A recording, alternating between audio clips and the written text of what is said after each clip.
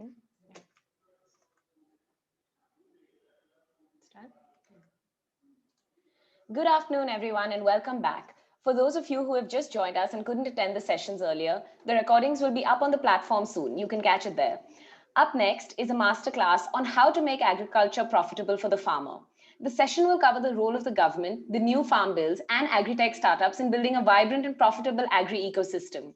The masterclass will be taken up by Vidya Mahambare, Professor of Economics and Finance at the Great Lakes Institute of Management. Over to you, Professor Vidya. Thank you, Maithili. Thank you very much, and good afternoon, all.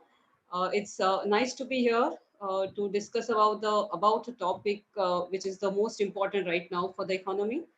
Wilgrow is doing fantastic work, agriculture and innovation. Two key aspects for the Indian economy at present. Thank you for the invitation, Mr. Shyam Wember, and let us get going. I'll just share my screen and we'll take it from there.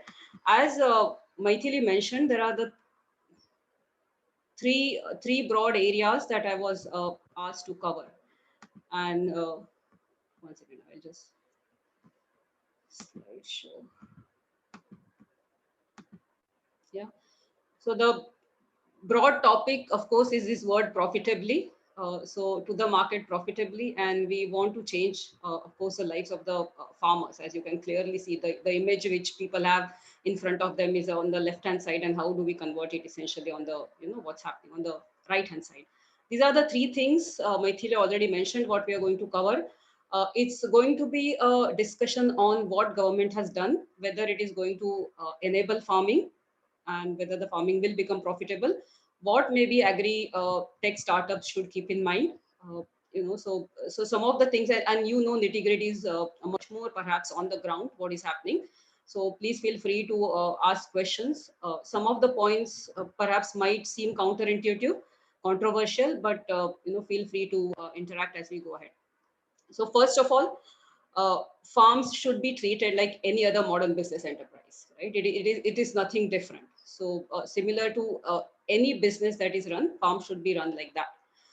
They should be really like factories, and they should turn out reliable, diversified product line, which should be based on the comparative advantage of that soil, of that farmer expertise, and it should be profitable at the market prices, right? So unless this happens, farming is not going to be sustainable and has not been sustainable for many. Inherently, farming is treated differently historically, world over, not only in India, world over, given the issues around food security and it's a necessity item, so pricing of it and so on and so forth. But going ahead now, we should never lose the sight that the final objective is to maximize profit. Some of you would have done, economics back in, colleges and so on and so forth.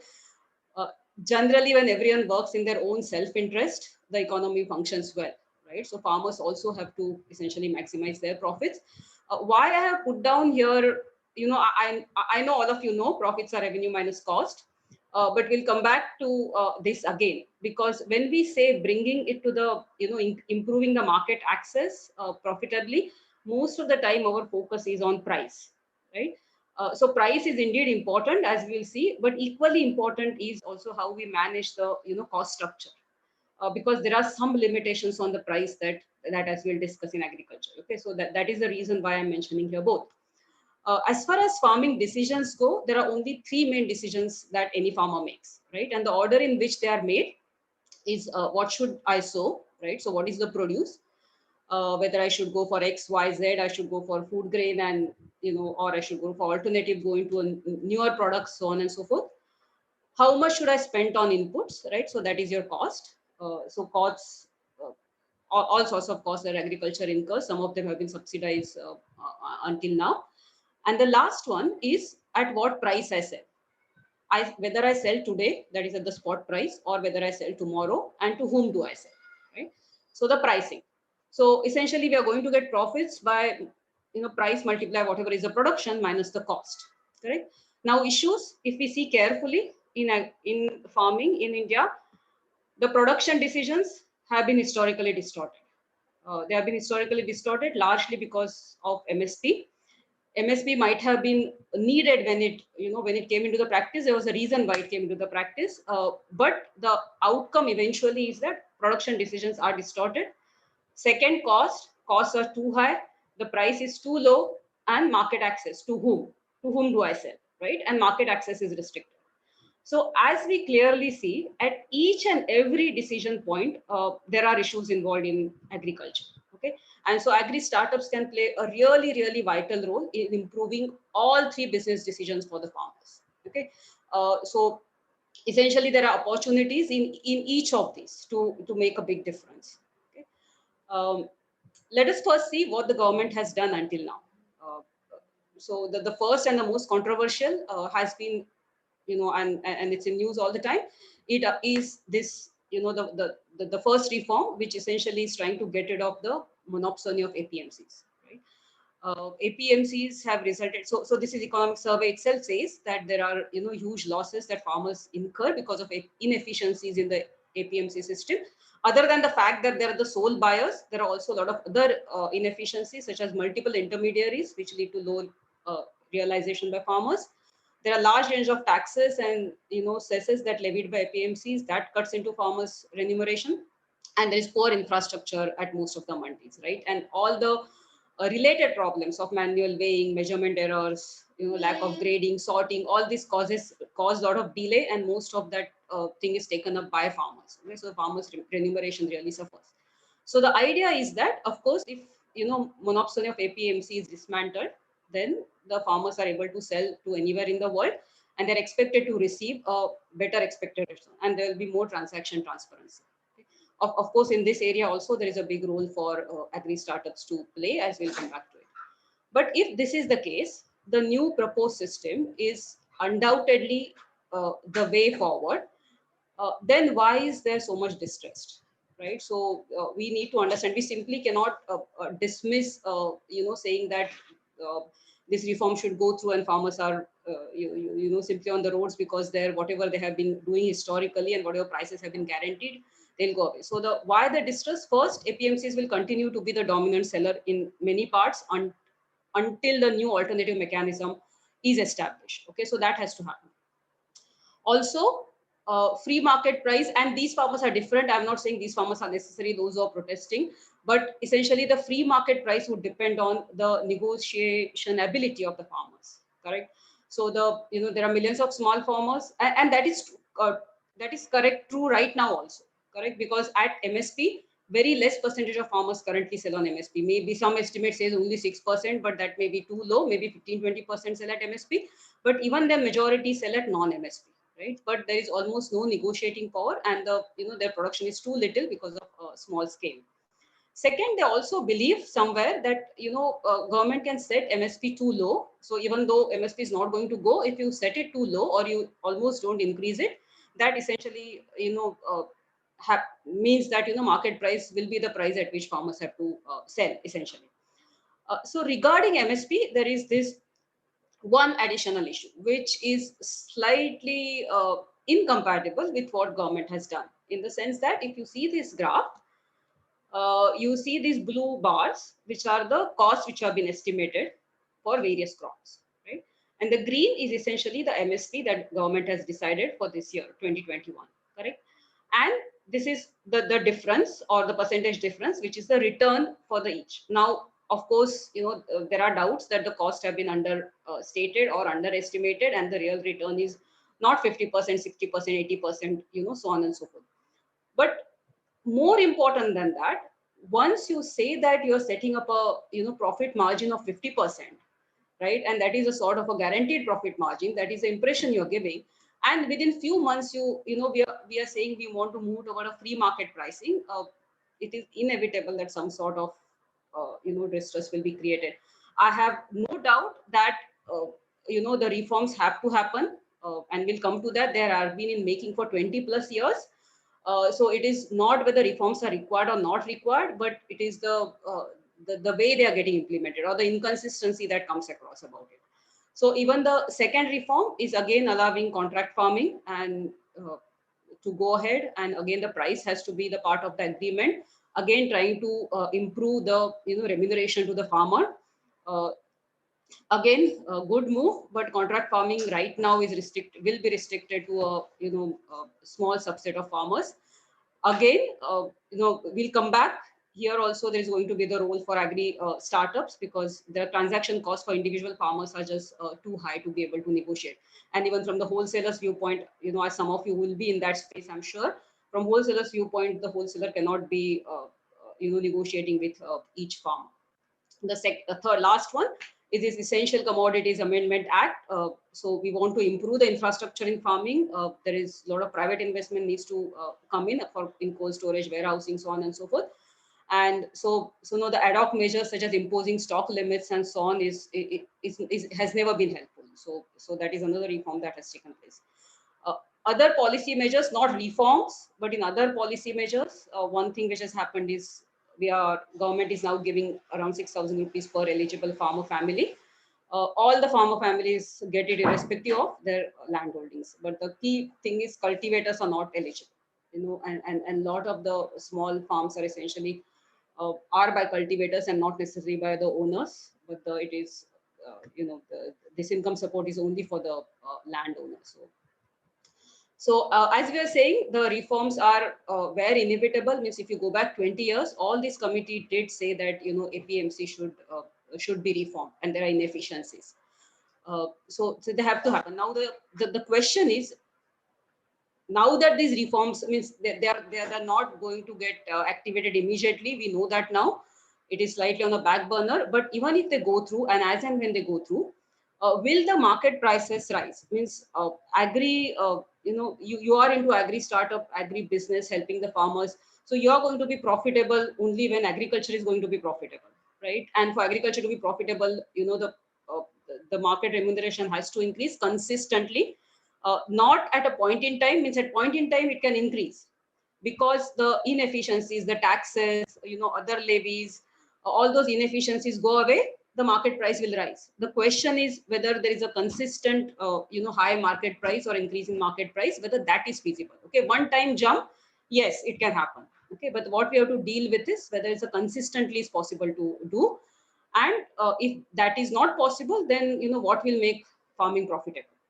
Okay, what else needs to be done? So first, this might seem it is not linked to the previous question, but it is linked. We'll come to that. First is India lags in agriculture productivity. It is very well known, correct? So India lags. So we started as usual many years ago. We started very similar to China, and then the gap in productivity has increased. Now, as we move ahead, productivity is going to rise. All of you also are playing part in improvement in productivity, right? The question is, as the productivity increases, supply increases, right? So if supply increases, how is it going to impact the market price for various commodities, right? So that is the key question here.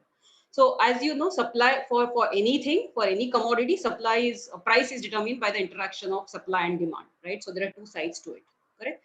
So if supply increases, if demand increases on the in the same magnitude, your price will remain largely unchanged. Or demand increases more, your price will increase, right? So we need to see both sides of the story to determine in the future what is going to happen to prices of agriculture commodities after this one-time jump.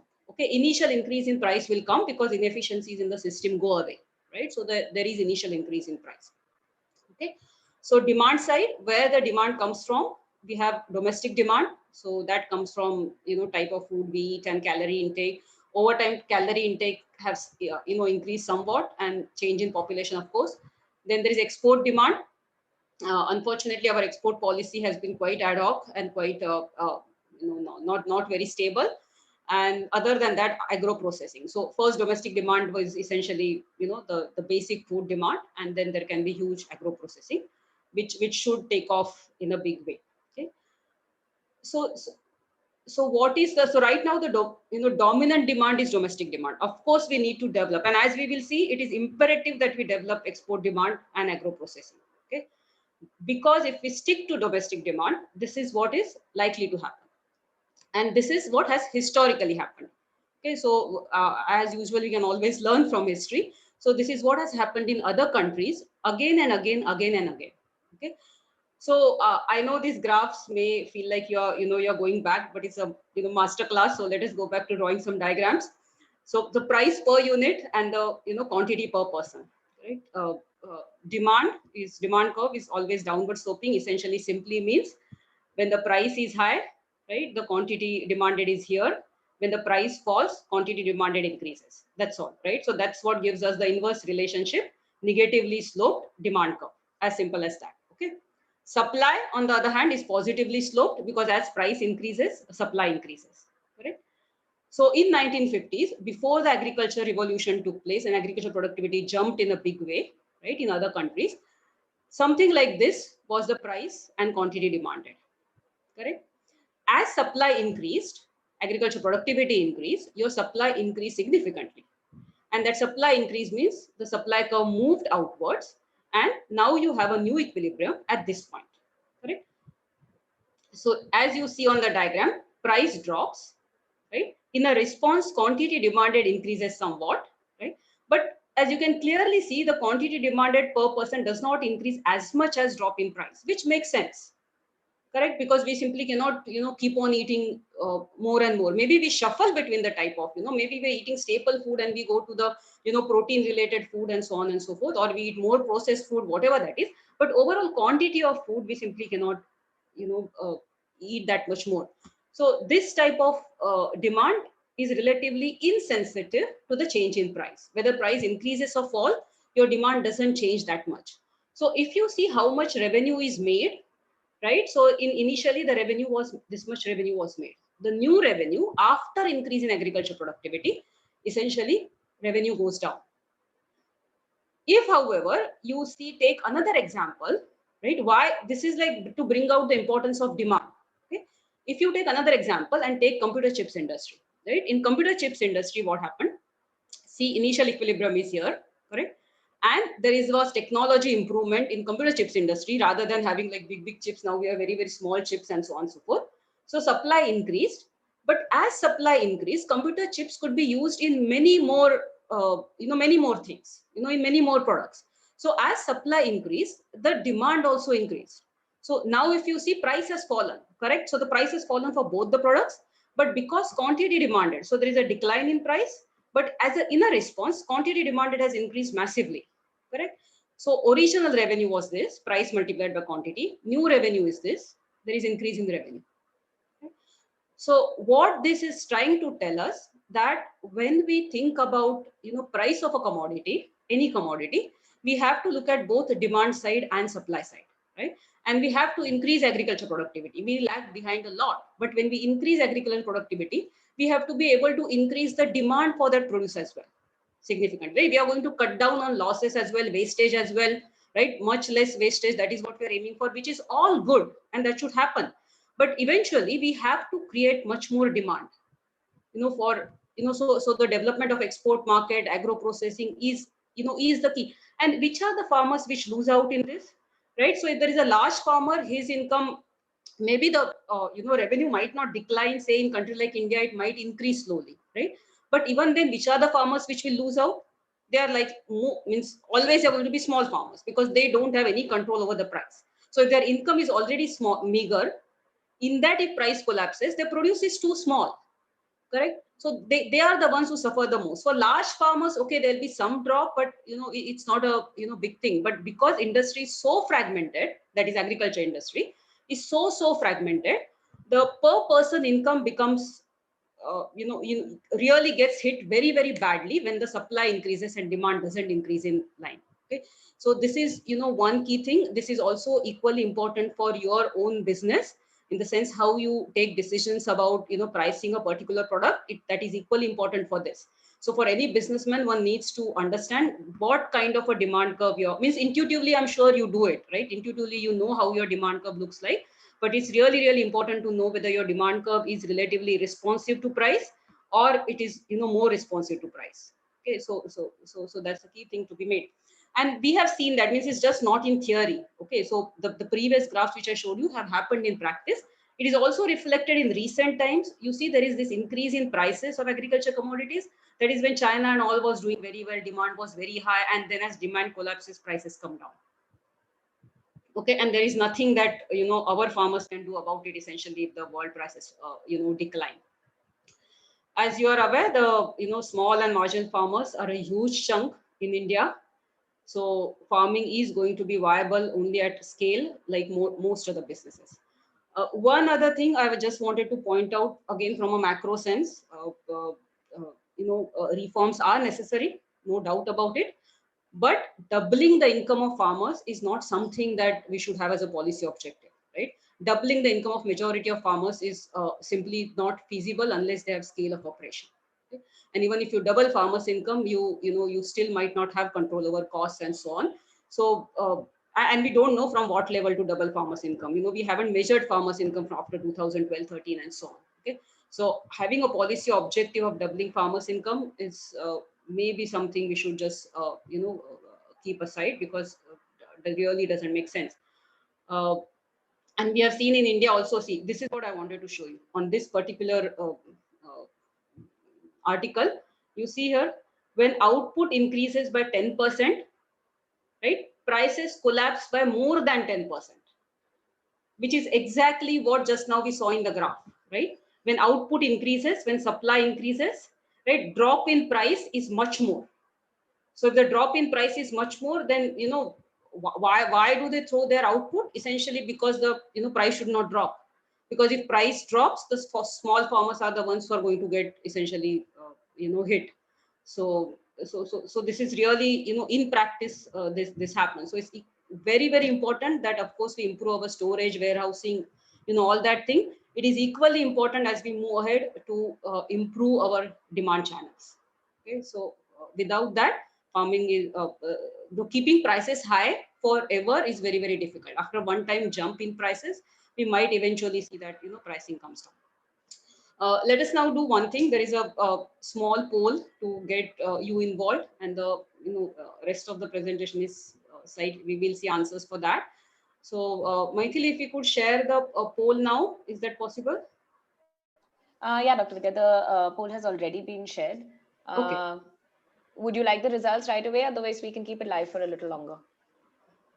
No, we can display the results if you have, because I'll take it up now. All right, just give us a few seconds. Yeah, sure.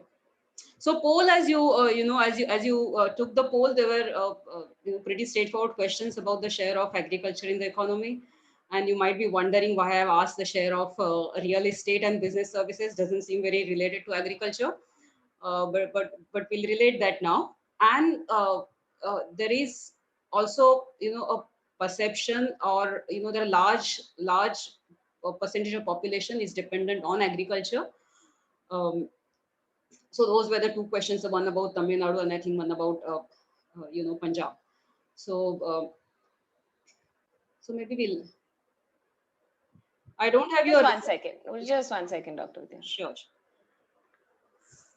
So what we are trying to get to at is see at the macro level, at the economy level, and at the various state levels, what is the picture in agriculture.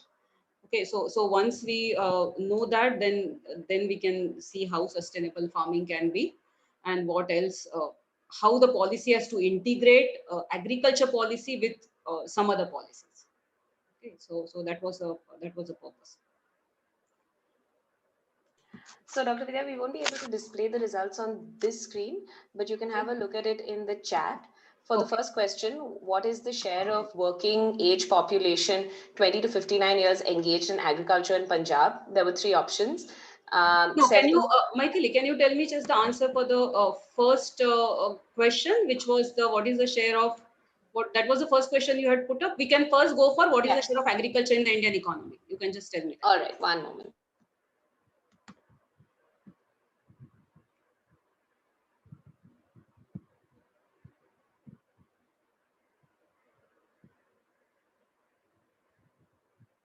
And the share of real estate. So the share of agriculture in the Indian economy, we had 75% of the participants say 15 to 18%, and 25% of the participants saying 20 to 25%. And that was it. Nobody voted for higher. Yeah, okay. And what was the percentage for the real estate and business services? For real estate, everybody voted 30-35% and above. 30-35%. 30-35%. Yeah. Okay. So let us see first these two questions, and then we'll come to the other two about the employment. Okay. Yeah. So the first question was this, right? So if we see, so this is the data for 2017-18, and as you correctly, I think it's 15 now. It has gone up maybe up to 17. It keeps varying also as they revise the estimates. But majority of you, 75% of you said between 15 to 20%, and that is right, indeed right, right? Financial, real estate, professional services. We had slightly higher estimate, 30 to 35%. It is around 22%. The point here, though, is that you see these first two, right? This one has more than 1/5 of the value added in the economy, correct? It employs 4% of employed people. Means indirect employment is there, obviously, because it generates jobs in other things. It generates jobs in trade, hotels, transport. It generates jobs in other services, security services. All that stuff is there. Transportation, all that part is there. But direct jobs, this is what it creates. So 1/5 of the value added is generated by less than 4% of employed people. If you see in agriculture, this is what gets often talked about, right? 15% of the value added getting added, by the now not half of the employment, now it has come down. Okay. So the agriculture crisis. So this is another key thing. If we have to achieve scale in agriculture, right, we have to be able to find viable jobs for people outside agriculture. Okay. Most of the small farmers are, not in farming because, they want to stay that way. They are essentially in farming because they do not have a viable alternative job, right? So the crisis in agriculture is really, fundamentally a crisis of lack of quality non-farm jobs. So as we do reforms in agriculture, right, as we say that there is no price guarantee, right, as we say that the free markets will determine prices, so on and so forth, at the same time there has to be a integrated policies which focuses heavily in creating non-agri jobs, including in agro processing, right? So we have to be able to make that shift drastically for our farming to become sustainable, for land consolidation to happen, and and you knew very well, only then essentially it's going to be scalable. If you look at it slightly differently, right? If you see now, these are different states. Okay, so these are the differences. What is plotted here now is percentage of working age population. What was this? This was out of those who are employed in India. Among employed, how much work, how many work in agriculture, how many work in financial and real estate, and so on. Out of those employed. Okay, but if you take out of all the working age population, whether they are employed or not employed, okay, total working age population, then this is how it looks like, right? You see here, I don't know what was the Maithili, what were our participants shows for this question, these two questions, Tamil Nadu and Punjab? For Punjab, share of working age population, 75% voted for 20 to 40% of the population is between the age of 20 to 59, and 25% voted for 15 to 20% of the population is between 20 to 59. Okay, and for Tamil Nadu? One moment. Yeah. For Tamil Nadu, it is same age, 20 to 59 years. 50% voted for 20 to 40% of the population is in this age group, and the other 50% voted for 15 to 20% is in this age group. Yeah. So you see, we answered, we had the correct information about the first two questions about the value added of the each sector in the economy, right? As a proportion of working age population, you see actually what proportion in Punjab is. Your guess was right in 2004-5, right? In 2004-5, indeed up to 40% in Punjab were employed in agriculture, working in agriculture. If you see in 2018-19, that has come down to less. I know you would find it difficult to believe, okay? But this is how it is. It has come down to less than 15%, largely because when the incomes increase in India, women drop out of workforce. So there is a lot of drop in rural areas of women working in agriculture. Okay. So now the same output, is getting produced by much less, or same or higher output is getting produced by the much less number of people, right? So, and unfortunately, employment in other sectors hasn't increased that much. So it's not that when agriculture, share of agriculture employment has come down in working age population, that is not to say that these people have significantly moved. Some construction employment has gone up, but not significantly moved into manufacturing services. Essentially they have dropped out of labor market. Okay. Similarly, in Tamil Nadu, as what you have said, that was true for 2004-05, right? Latest data, 2018-19, which was periodic labor survey of India, for the entire India. Even for Tamil Nadu, it is now less than 20%. Okay? Here. So the movement of people away from agriculture has started. It might be because incomes have increased, right? So areas in which incomes haven't increased, maybe they still continue to work. Okay? So this you can reconcile with the fact that you must be hearing on the ground there is a labor shortage, right, in certain areas, and you're not finding young people to work, because really as a proportion of total working age population, now relatively minority work in agriculture. So there is of course scope for more mechanization as we go ahead, more land consolidation, and that must happen to to get the scale and efficiency to us. As a share of as how much in each state agriculture contributes almost 1/5 in Punjab, at highest in Madhya Pradesh. You see at the other end, 3 southern states and 2 prosperous states, Maharashtra and Gujarat, and other 3 southern states which are also relatively prosperous. Agriculture contributes the least. That's automatically happens when a country or a state becomes prosperous. Most of the value add comes essentially from services, followed by manufacturing. Okay. In sum,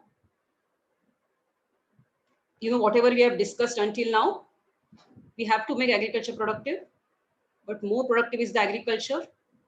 I know this is sounding counterintuitive, but more productive is the agriculture. There will be more pressure on small and marginal farmers to move to other sectors for employment. Alternatively, we must raise demand, right? We must find out avenues, and this is where policy can help. Our export policy has been very, very ad hoc. Export market must be developed, and infrastructure has to be should come about, and all this obviously the very one other thing, we are heavily into food grains. The move has started for diversification, but that must continue. So rice and wheat, it's very difficult. These are the things which by mechanization you can improve productivity a lot, but it's not going to engage. It will not require a lot of people, right? But we can definitely do a lot better in fruits, vegetable, meats, and we can dominate in those sectors. So the production diversification would be key to also increase the export demand in this sector. Second, as we have discussed, again, there has to be a viable exit from agriculture for small farmers.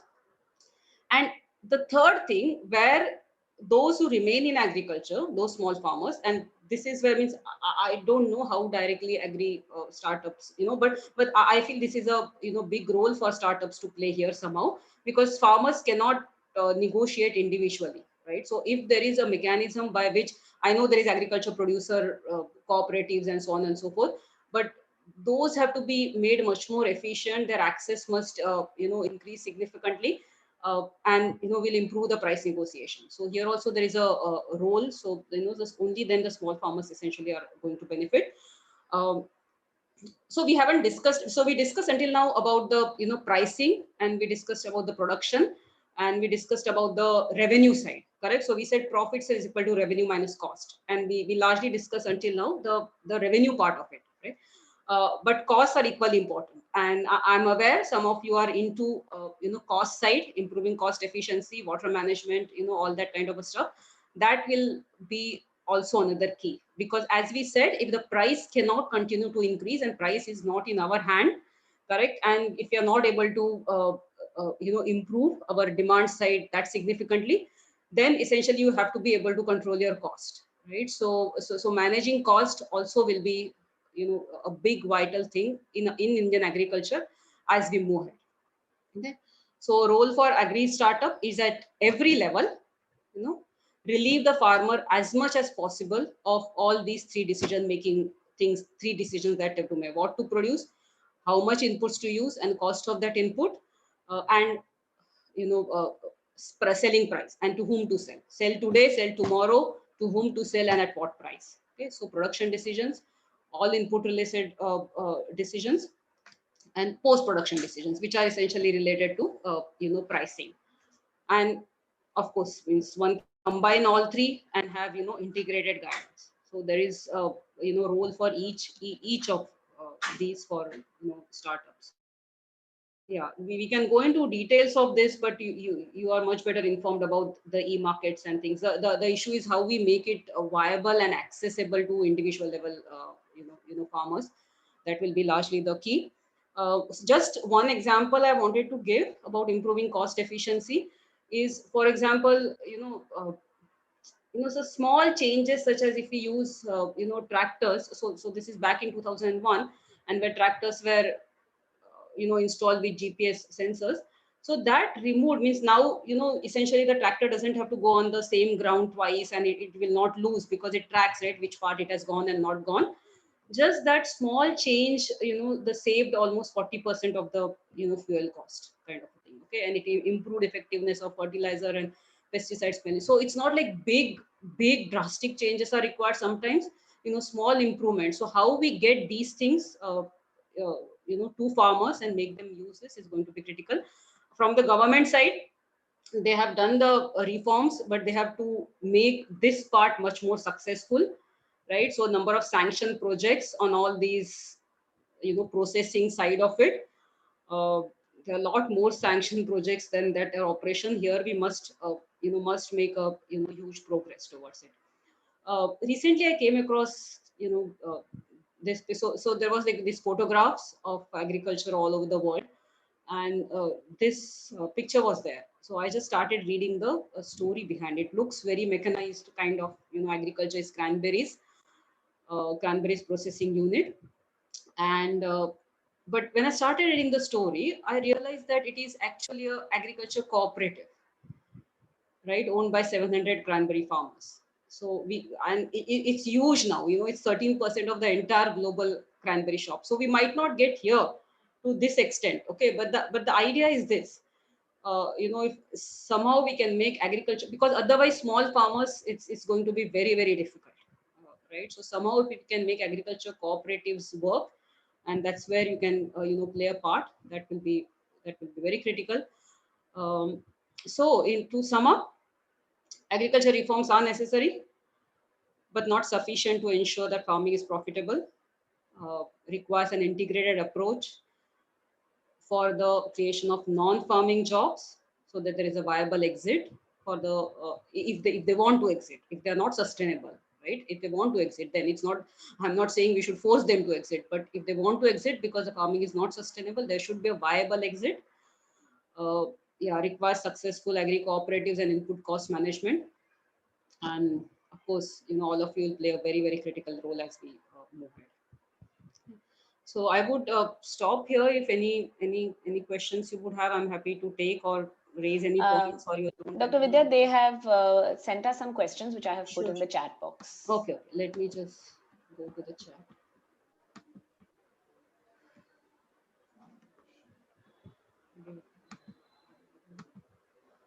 Okay, question one. What is your take?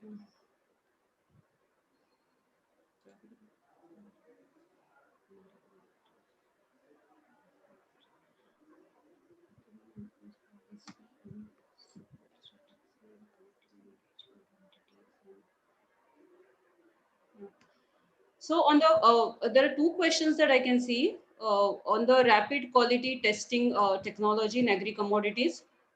So to be very frank, any any technology is going to be an improvement, correct? And you have said like non-destructive in agri commodities effect.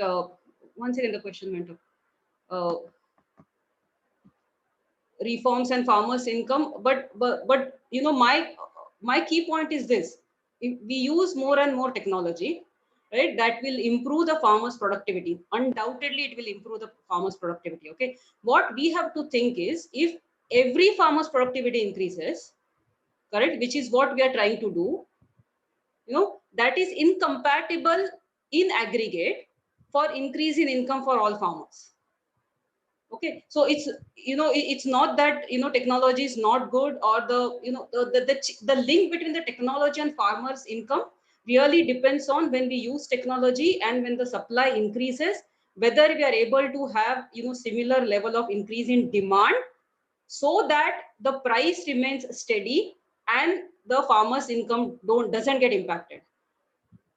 That's the point. So if technology improves supply, and on the other hand, so if you can help farmers, you in the sense the entire system, not you individually, the entire system can help improve the demand access, market access, right? But the government has to play a big role. We ourselves cannot increase directly, our access to the export market, correct? So a vital role has to be played in improving market access to the export markets as well, right? And then farmers income will not get impacted. Otherwise, in aggregate, it will become difficult to, have, consistent improvement in farmers income. With It is counterintuitive, but from a macro angle, that's how it is. Significant increase in supply over demand will lead to decline in price, and small farmers will suffer. Okay. uh,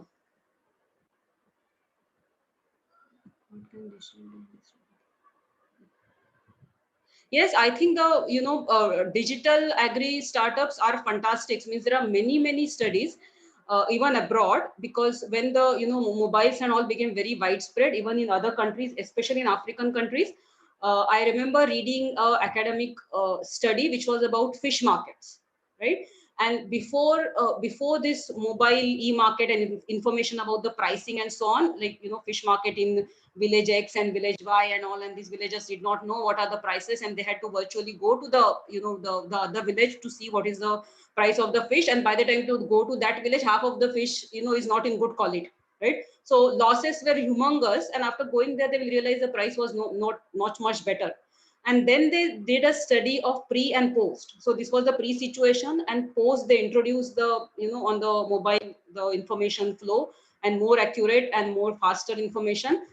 It significantly improved the, farmers access as well as farmers price realization. So that is vital. Means that is a huge role to play in bringing price information fast and accurate, without delay to the farmers. Only thing is we have to, initially make an effort. But farmers are very smart. Once they know this is there and they start using it, it's not going to take much time to, to make it popular. If something it benefits them, it's only the insurance which benefits them. Maybe they don't take, but there is a very valid reason behind it. Um, Insurance is generally not taken up if you think the probability of, a bad event happening, say, is low, correct? Then if you're already, that happens for health insurance also, right? If you're already poor, and if you take up health insurance, and if you don't fall sick, the premium is essentially loss, correct? And so a poor person doesn't want to take, health insurance, because it's going to be a loss if he doesn't fall sick or his family doesn't fall sick. So similarly for agriculture. But other than this insurance, which is also sort of a rational decision on their part, if we think it carefully, something else, if it is going to benefit them, they will definitely, use the system. So that will be fantastic. If you could read out the question, it would help, since I don't think everybody in the audience knows Sure, which sure. one. Sure. So you rightly mentioned that we can't control the selling price. What is your opinion about the role of futures and options in the commodity markets in hedging prices for farmers? Also, the natural farming scalable option for reducing cost of cultivation? Okay, so on the first part, futures and options market is extremely crucial. Extremely crucial. The, decision, if you keep the farming aside, if you take any other business, a business decides whether to bring its produce in the market today at the today's price, or to hold it as an inventory and bring in the market at the future, right? If the price is going to increase in the future, that is what is their call, right? They will hold it in the inventory and bring it in the market later on, correct? That decision farmers currently don't have. Means, if the markets are not deep enough, right, and farmers don't have information, it's a lot of ad hoc things going on. So deepening that market, I totally agree. It is a very crucial. Similar to any other business, farmers also should have an option and information whether I want to sell today, or whether I want to sell tomorrow, but I will take whatever is the price tomorrow, or today only I will go into the price contract for tomorrow, right? So I don't want to take any price uncertainty. I will agree for whatever is the tomorrow's price and sell at that at tomorrow. all these options must be available to farmers. Okay, so then only, in fact, the volatility in pricing also many times it says, why these things are banned, because it creates volatility. In fact, these markets reduce price volatility, right? So if tomorrow price is going to be very, very high, right? And that tomorrow's price will not be that high when tomorrow extra supply comes in the market from storage, whatever is the supply which comes in the market, right? Actually, tomorrow's price falls. So without that supply coming in the market, tomorrow's price would, if you can, you can imagine, right? Tomorrow's price would have been very high without that additional supply from the inventory. Tomorrow's price actually will come down. So price volatility actually comes down with the development of these markets. So, yeah, we should allow, definitely we should allow and develop hedging of price for the farmers. Whether natural farming is a scalable option for reducing cost of cultivation, frankly, I'm not expert in natural farming, but natural farming, I think, by its very process, is relatively expensive, right? And so the market, however it is growing, of course, the market is growing, but it's difficult to see a huge rapid expansion if the costs are going to be high. So as you are saying, if it at scale, cost of production can be brought down by increasing the scale, and then hence the price comes down, then we can have much more rapid expansion. Seems difficult at present. What else? Any specific? You have two startups which they have farming. Okay, any specific suggestions you have for startups for the opportunities participating making a farmer profitable? Yeah, so just think about that equation, right? Revenue minus cost. We want to increase revenue and we want to reduce costs. We can increase revenue by increasing the either uh, allowing or enabling farmers to make better production decisions, right? So what the farmer should really sow, right? What diversification it should do, what is the expected price of the different, this is the information, right? What is the expected price going to be of the different produce, what exactly should put in my land, correct? So that is the produce decision.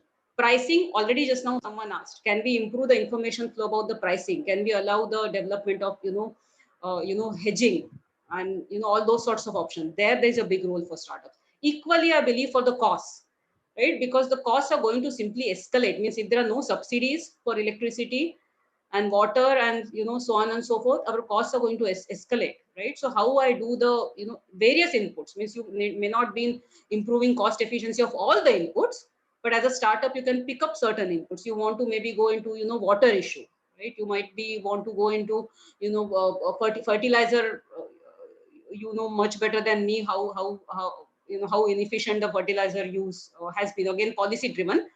So can we improve that efficiency for farmers, right?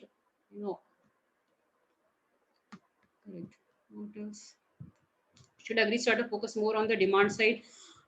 Yes, I think this is the, if I want to say big one takeaway from today's session, I would believe this should be the takeaway, that we have to focus on demand at least as much as we focus on supply, right? Because almost all the efforts have gone into improving or going into improving productivity, right? I have no dispute about that. We must increase land productivity.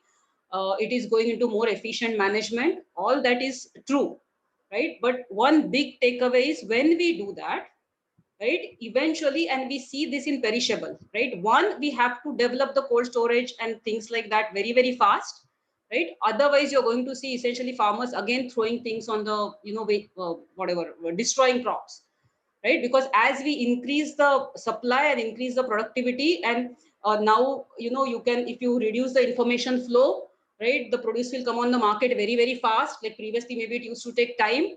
Now that duration is also going to, if you make transportation more efficient, right, at the farm gate, you make things improve, the supply will come in the market very, very fast, right? There has to be an equivalent demand and demand management of that, right? So if any of you agri startups can think about how you will improve overall demand for agriculture produce, I think that is one area which is not looked into until now, not necessarily by startups but in general itself. And in aggregate, it for agriculture, right? It is not consumer durables or something. It is not computer chips, right? Where supply increases, price comes down, and we can use that in lot more uses we can use, right? So you don't have to worry about demand there. But agriculture, why we have to worry about demand? Because as you know, we cannot simply eat more and more, right? So there is some limit. So that's why we have to improve the demand. I would believe that is really the big takeaway. Yeah, I think Maithili, that's it. Any other questions would you have? If anyone wants to ask live also, I'm okay. No, let me just check one more time. Are there any further questions? No. Just if you could give us another minute, we're just seeing if there are any last questions. Sure.